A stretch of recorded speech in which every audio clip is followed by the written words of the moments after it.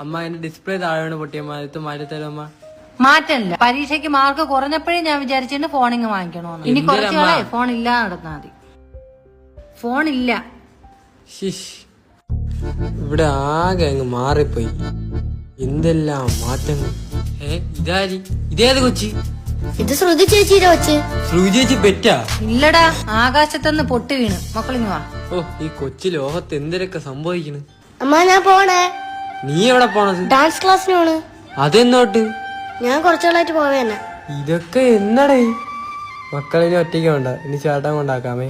അമ്മ, ഡാഡി ഇപ്പൊ ജോലിക്കൊന്നും പോലെ, ഫുൾ ടൈം ടി വിയിലും തന്നില്ല. അപ്പൊ അച്ഛന് വയ്യാതായെന്നും അറിഞ്ഞില്ലേ? ഇല്ല, എന്തിനു പറ്റി? കഴിഞ്ഞ ആഴ്ച അച്ഛൻ പണി സൈറ്റിൽ നിന്ന് വീണ് വന്നേന്ന് മോ അറിഞ്ഞില്ലല്ലേ? എങ്ങനെ അറിയും? 24 മണിക്കൂറിന് ഫോണില്ലല്ലേ? ഈ പൊട്ടിച്ച ഫോൺ ഉൾപ്പെടെ നീ പറയുന്ന ഓരോ സാധനങ്ങളും വാങ്ങിത്തരാൻ ആ മനുഷ്യൻ എന്തോരം കഷ്ടപ്പെട്ടിട്ടുണ്ടെന്ന് നിനക്കറിയാമോ?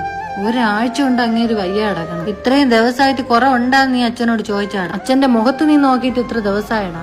എന്തിനു നോക്കണമല്ലേ? വല്ല കാര്യം സാധിക്കാനുണ്ടെങ്കിൽ അത് അമ്മയുടെ പറയാം. അമ്മ അച്ഛനോട് പറഞ്ഞ് സാധിപ്പിച്ചു തരും.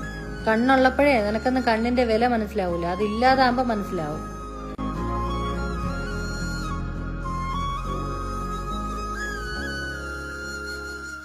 ഹൃദയം